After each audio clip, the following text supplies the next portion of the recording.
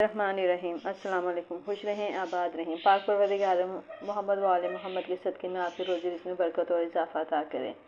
आज जो वीडियो मैं आपसे शेयर करने लगी वो है मिक्स फ्रूट चाट। मिक्स फ्रूट चाट बनाने के लिए यहाँ पे मैंने केले, माल्टे, अमरूद, ये 3 चीज़ें ली हैं और साथ में 2 अदद मैंने सेब भी ले लिए। तो ये सब चीज़ें मैंने अच्छे तरीके से धोने के बाद काट ली हैं। ये आपके सामने कटी हुई रखी हुई हैं।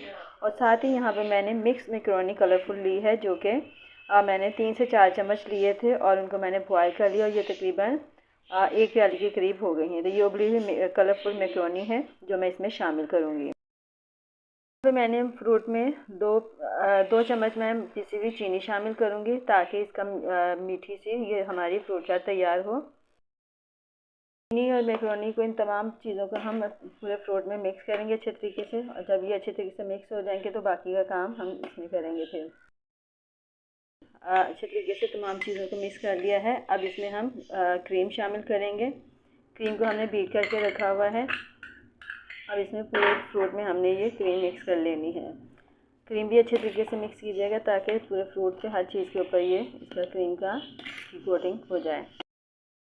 गाइस, हमारी ये मिक्स फ्रूट क्रीम जो है वो तैयार हो गई है।